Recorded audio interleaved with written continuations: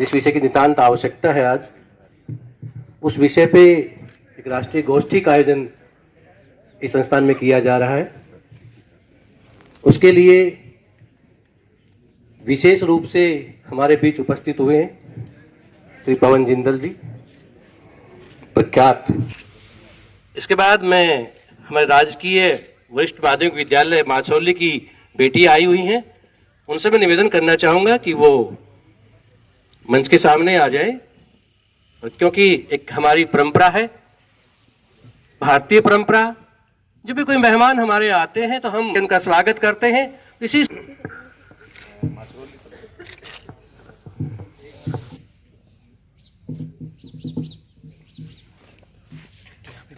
विद्यादायिनी माँ सरस्वती के चरणों में ज्योति प्रज्वलन सभी मेहमानों के द्वारा आदरणीय पवन जिंदल जी स्वागत गीत। चलिए बेटे। मन की वीणा से गुंजित ध्वनि मंगलम, मन की वीणा से गुंजित ध्वनि मंगलम, स्वागतम स्वागतम स्वागतम स्वागतम स्वागतम। समय आज है, आप आए अतिथियों में सरताज है, देव की भांति पूजन करे आज हम, देव की भांति पूजन करे। हमारे इस जिले के माननीय जिला संघ चालक महेंद्र जी और आज इस कार्यक्रम में उपस्थित आप सभी ऐसे शिक्षक भाई और बहन में अच्छे शिक्षाविद श्रीमान धनखड़ जी भी थे, वो भी अपना वक्तव्य देकर गए हैं। अभी बीपी राणा जी जो हमारे प्रिंसिपल हैं, उनका तो विशेष तौर पे यही काम है, उनका भी वक्तव्य हुआ है।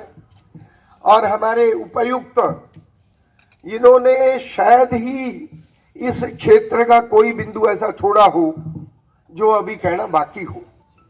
अब बार बार मेरे बारे में सबने बोल दिया, वो बोलेंगे वो बताएंगे। कोई भी व्यक्ति आप बताओ, जब वो किसी कार्यक्रम में आता है वो कुछ सोच कर आता है कि ये विषय है, मैं इस पर ये बोलूँगा। फिर उसका एक वक्ता उठकर उसकी सूची के 2-3 विषय बोल देता है, फिर वो उसके कट गए। फिर दूसरा उठता है जो बचा कुचा वो और जोर लगाता है कि मैं कुछ सोचूं कि भी और कुछ बोलूँगा। फिर दूसरा बोलता है, फिर तीसरा बोलता है।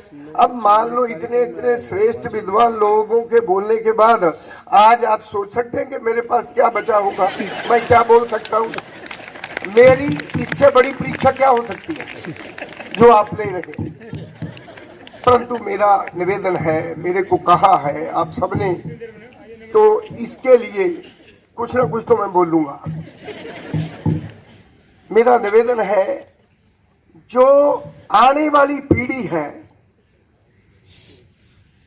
वो आने वाली पीढ़ी कैसी है, वो हमारे काम का परिणाम है।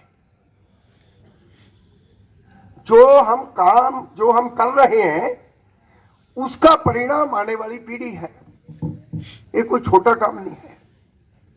अभी देखिए बहुत सारे बिंदु उन्होंने लिए, परंतु एक बिंदु मैं आपके ध्यान में लाना चाहता हूं। जैसे बारीकी से उन्होंने कुछ बातें ऐसी बताई कि जब छोटे बच्चे कोई आपस में बात करते हैं तो उनको अगर दूर खड़े होके बारीकी से सुने तो जीवन का सार वो कई बार बोलते हैं।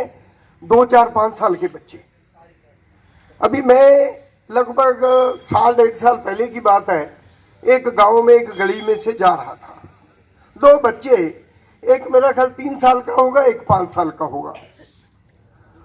वो बच्चे जा रहे थे, मैं गली में से जा रहा था, वो बच्चे अपने घर के आगे कोई छत का लेंटर डला होगा, उसके लिए जो मटेरियल आया था उसमें, अभी आजकल तो क्रशर की रोड़ी आती है, परंतु वो कहीं से रोड़ी लाए थे जो गोल नदी में से आए हुए पत्थर पहले चलते थे। तो रोड़ी थी, उसमें कई रंगों के अच्छे सुंदर पत्थर भी होते हैं।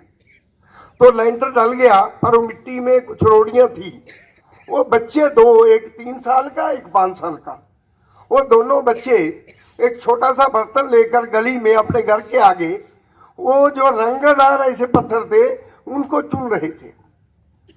इतनी देर में उस अंदर से उन बच्चों की मां ने बड़े बच्चे को आवाज दी, उसका नाम लेकर उसको बुलाया। अब वो बच्चा जा रहा है।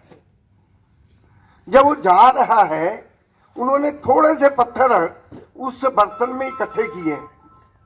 वो 3 साल के बच्चे को बोलकर जाता है कि मम्मी ने बुलाया है, मैं जा रहा हूं, ध्यान रखना इसको कोई ले ना जाए। अब एक सामान्य बात है, आप निकलते हुए इसको ध्यान दे ना दे, परंतु ये बहुत बड़ी बात कही।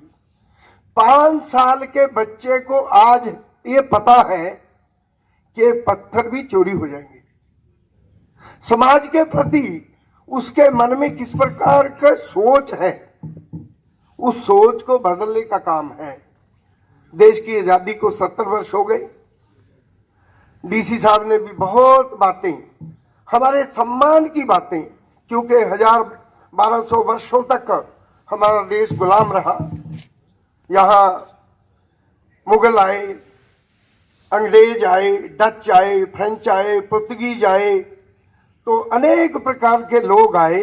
उन्होंने आकर हमारे जो जीवन मूल्य थे, जो नैतिक मूल्य थे, जो एथिक थे, जो मॉरल वैल्यूज थी, उनको समाप्त करने का काम किया है। आप सबने तो पढ़ा होगा, क्योंकि आप सब शिक्षक हैं। लॉर्ड मैकाले ने अपने जाकर इंग्लैंड में बोला था कि जब तक मैं भारत का पूर्व से पश्चिम, उत्तर से दक्षिण मैंने दौरा किया है, वहां हम राज्य नहीं कर पाएंगे।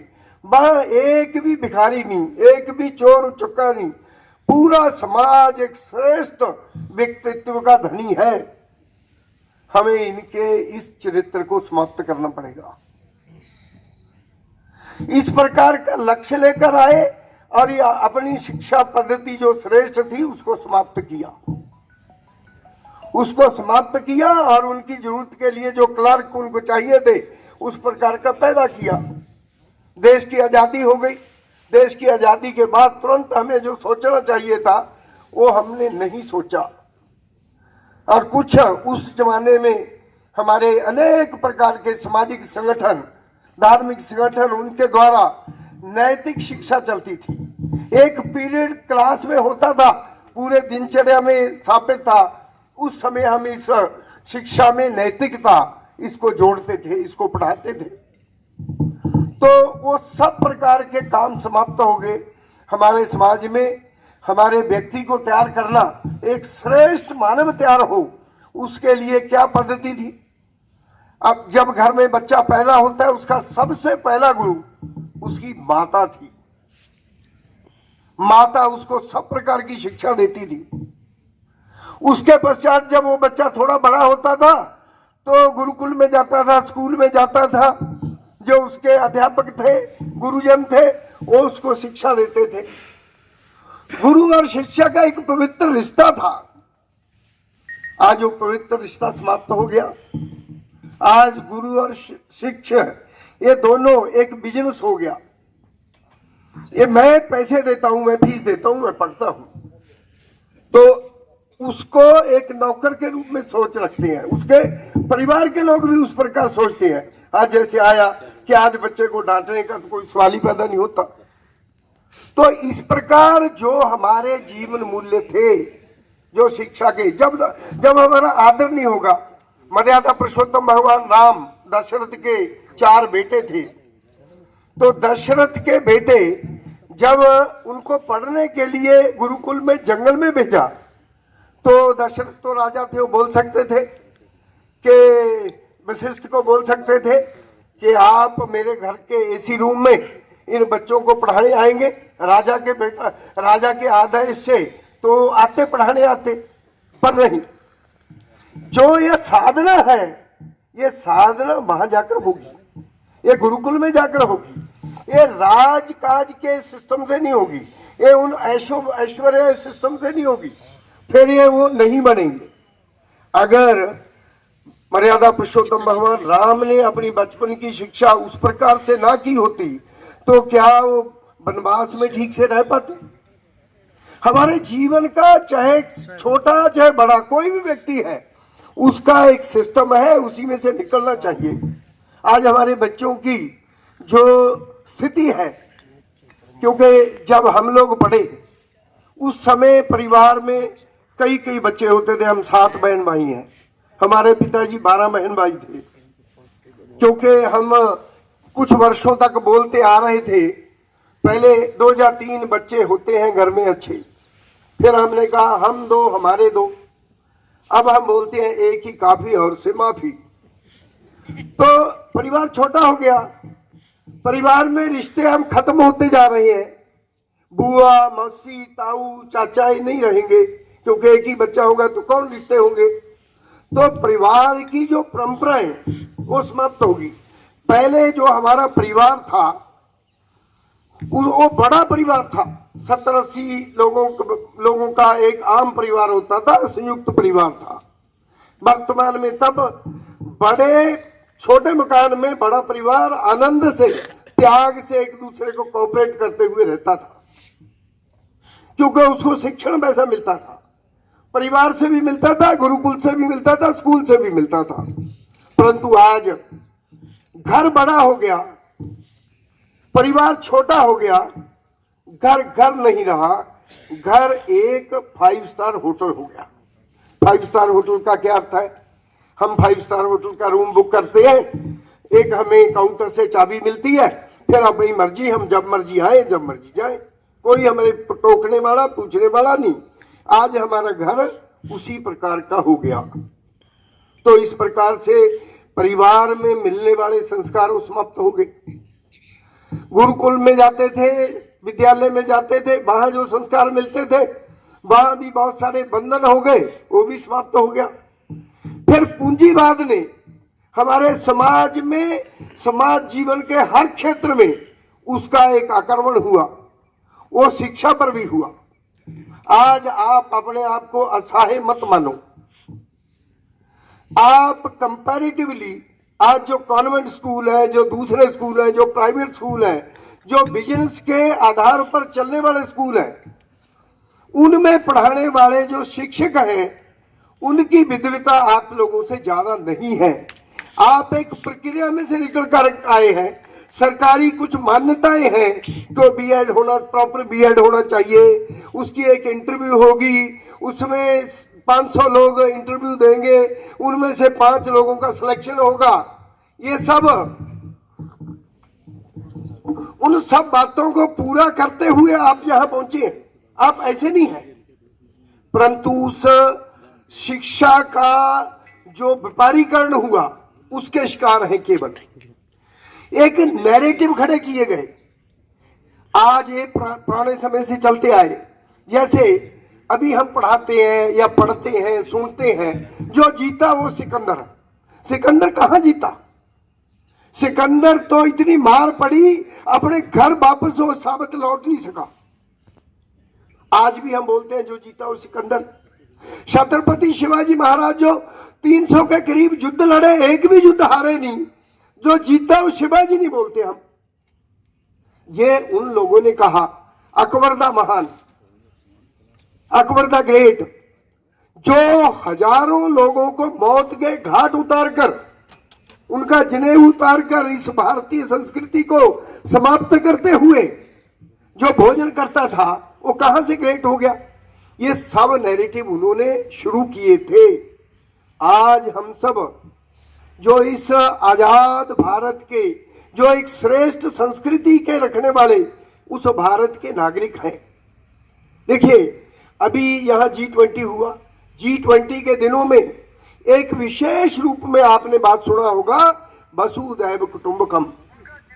पूरा विश्व एक परिवार है। ये भारतीय संस्कृति का एक मुख्य सोच है।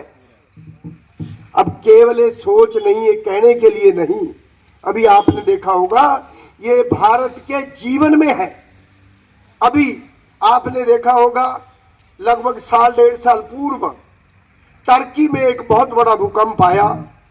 हजारों की गिनती में बिल्डिंगें तहस नहस हो गई, क्योंकि जब भूकंप आता है वो कितनी तीव्रता का आता है उसके मुताबिक वो तो सेकंडों में होता है।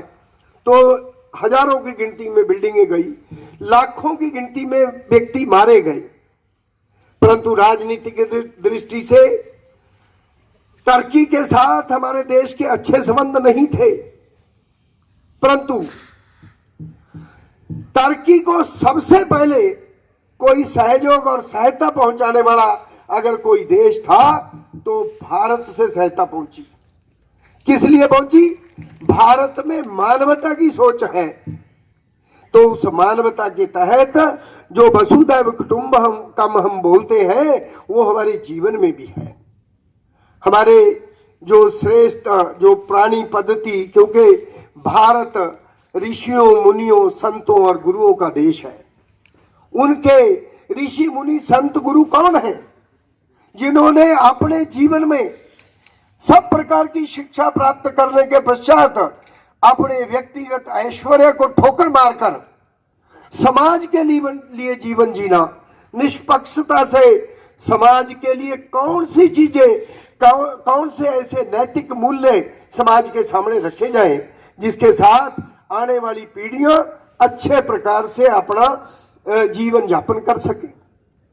ये लाखों सालों के इतिहास में हमारे संतों गुरुओं के द्वारा हमारे समाज में बनाई गई परंपराएं, ये हमारे नैतिक मूल्य हैं, ये हमारे एथिक्स हैं, ये हमारे जीवन मूल्य हैं जिनके आधार पर हमारी जीवन पद्धति, ये जिसके कारण हम पूरे विश्व का मार्गदर्शन करने वाले विश्व गुरु के रूप में रहे। परंतु आज उस श्रेष्ठ संस्कृति का दोबारा से फिर से बोलबाला पूरे विश्व में हो रहा है।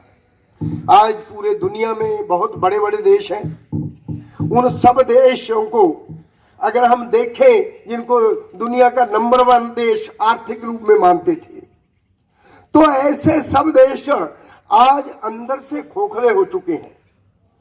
आज भारत की ओर देख रहे हैं, आज आपस में लड़ झगड़ रहे हैं, बुरी स्थिति है, परंतु आज कोई मार्गदर्शन करने के लिए दिख रहा है तो भारत। दुनिया का सबसे नंबर 1 देश अमेरिका, आज से 10 साल पूर्व हमारे वर्तमान प्रधानमंत्री जब अमेरिका का वीजा मांगते थे तो देने के लिए तैयार नहीं था, परंतु आज भारत की स्थिति बदल गई। आज वहां के राष्ट्राध्यक्ष जो वर्तमान में या इससे पूर्व, वो हमारे देश के राष्ट्राध्यक्ष को रेड कारपेट बिछाकर सब तरह के प्रोटोकॉल तोड़कर अपने आप को गौरवान्वित मानते हैं कि अगर मैं इनका सत्कार करता हूं, तो इस प्रकार की स्थिति इस भारत की हो रही है। इसमें जो नैतिक मूल्य है उनकी विजय पूरे विश्व में हो रही है, परंतु मैं ये कहता हूं उन नैतिक मूल्यों को समाज में फिर से स्थापित करने का सबसे बड़ा काम ये 2 लोगों का, एक हमारे परिवार का, एक हमारे शिक्षा संस्थानों का, ये 2 का रोल है। अब परिवार में जो स्थिति है, परिवार में पति पत्नी, किसी समय बोलते थे परिवार रूपी यह जो एक संस्था है इसके 2 पहिए पति पत्नी है। पति कमाई करने के लिए, व्यापार करने के लिए, काम धंधा करने के लिए जाएगा, पत्नी उसके कमाए हुए धन से अपने परिवार के बच्चों को जो योग्य संस्कार देकर आगे बढ़ाएगी। परंतु आज भौतिकवाद के युग में, इतनी महंगाई के समय में ऐसा लगने लगा कि एक पति की कमाई से परिवार नहीं चल सकता, क्योंकि हमने अपनी जरूरतें बढ़ा ली, संतोष नहीं रहा। तो उस प्रकार से पति पत्नी दोनों नौकरी के लिए जाते हैं। अभी पति पत्नी दोनों नौकरी के लिए जाता हूं। कई बार मैं, आप सब लोगों को पता है कि मैं संघ का कार्य करता हूं, तो संघ में सवेरे सवेरे शाखा जाते हैं। शाखा के बाद हमें लगता है कि आज फला व्यक्ति रोज आता था, ये आज आया नहीं, इसमें घर में कोई दिक्कत ना हो। चलो जाते जाते, घर जाते जाते, जब वापस जाते जाते इनको मिलने चलते हैं, मिलने जाते हैं, तैयार हो रहे हैं। पति पत्नी उनके घर में जाते हैं, दोनों तैयार हो रहे हैं, दोनों तैयार हो रहे हैं। उनका एक 2 साल का बच्चा छोटा, वो ऊंची ऊंची रो रहा है, उसका रोना बढ़ता जा रहा है। तो इसको पूछते हैं बच्चा क्यों रो रहा है? तो उन्होंने कहा भाई साहब ये तो रोज का काम है, हमें तो अब नौकरी के लिए रोज जाना ही होता है। अब ये इसीलिए रोता है कि हम इसको छोड़ के जाएंगे। कहाँ छोड़ेंगे? ये पास में कोई क्रच है उसमें छोड़ेंगे, हमारा कोई रिश्तेदार है पड़ोस में उसके घर छोड़ेंगे, हमने कोई आया रखी हुई है उसके पास छोड़ेंगे, किसी ना किसी पास अपनी व्यवस्था की हुई है, उस बच्चे को छोड़कर जाएंगे। वो बच्चा रो रहा है। अभी देखिए आज हमारा समाज ये पुरुष प्रधान है। इसमें क्या हम देखते हैं, पति पत्नी और 2 बच्चे घर में हैं, पत्नी भोजन बना रही है, एक छोटे बच्चे ने कोई टट्टी पेशाब ऐसा कुछ किया, ये पति जो पुरुष है वो बैठा रहेगा, वो बार बार उसको भोजन बनाते बनाते उसको चलाएगा, बोलेगा ये देख बच्चे ने सारा खराब कर लिया, इसको ठीक कर। अब बच्चा तो उसका भी है, बेटा तो उसका भी है, वो नहीं करता। अब वो क्यों नहीं करता? वो तो पिता है। जब पिता ये काम नहीं कर सकता तो जो जिसका आया का जिसका ब्लड रिलेशन है, खून का रिश्ता है, वो करने के लिए तैयार नहीं, वो इसको देखने के लिए तैयार नहीं, इसको साफ करने के लिए तैयार नहीं, इसको संभालने के लिए तैयार नहीं। परंतु जो आया क्रच वाला, दूसरा तीसरा, जिसके पास हम इस बच्चे को छोड़ने की बात करते हैं, उसका ये क्या लगता है?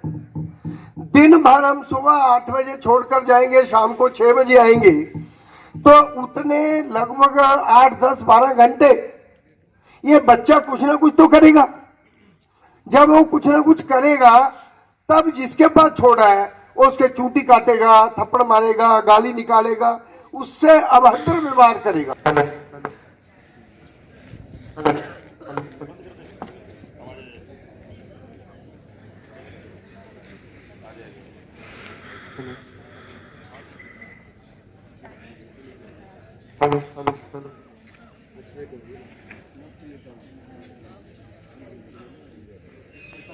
बंद कर दो जिसको, आप बंद करवा दो।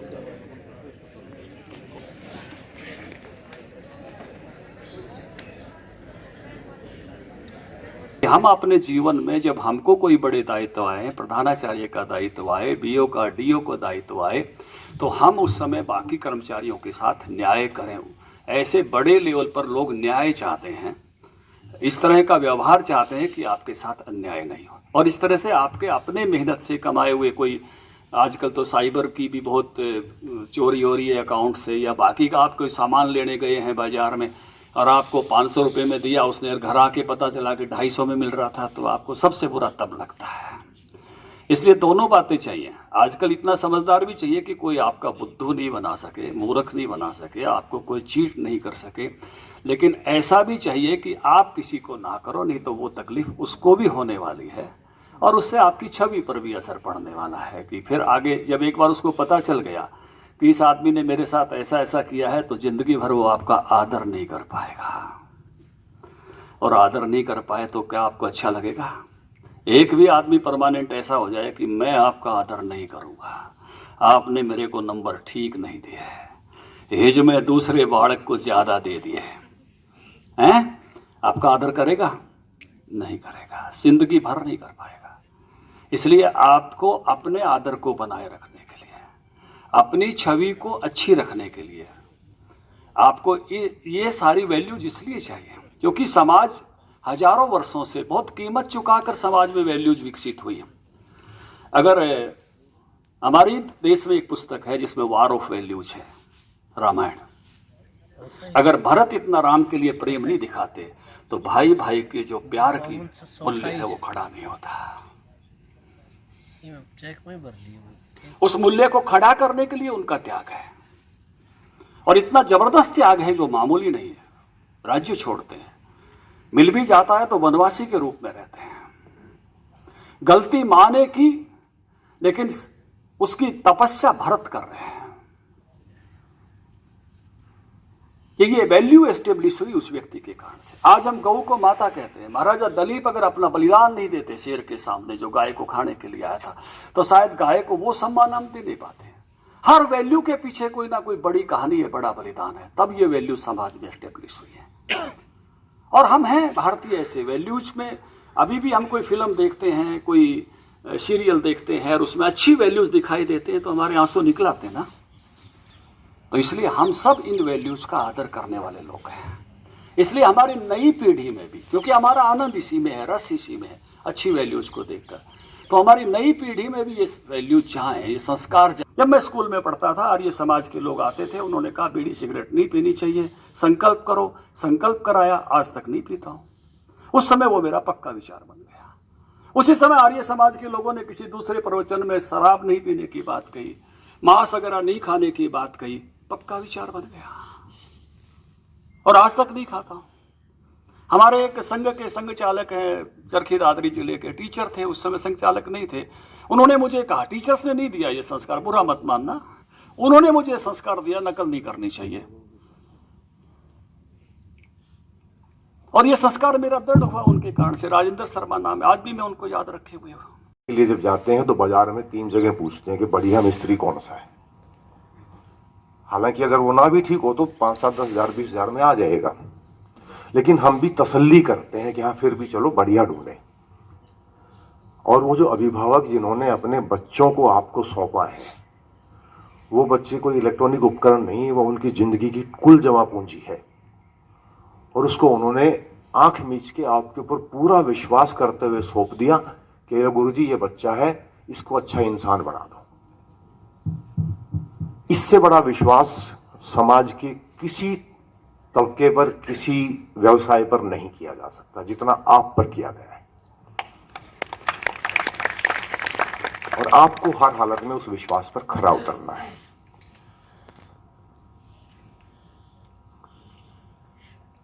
अगर कोई व्यक्ति भूखा हो, उसे आप भोजन करा देंगे तो वो आपका ऋणी होगा तब तक जब तक उसको पुनः भूख नहीं लगती। उसके बाद शायद भूल जाए कि हाँ कल मुझे किसी ने भोजन कराया था। इस व्यक्ति के पास वस्त्र नहीं है, अगर आपने उसको कपड़े दे दिए, 4-6 महीने, साल, जब तक वो कपड़े चलेंगे आपको याद रखेगा।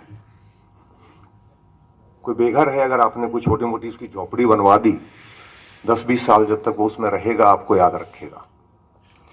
लेकिन जिस व्यक्ति को आपने शिक्षा दे करके इस लायक बना दिया कि वो सारा जीवन किसी व्यवसाय के माध्यम से अपने परिवार का पालन करे, यकीन मानिए वो आपको सारी उम्र याद रखेगा।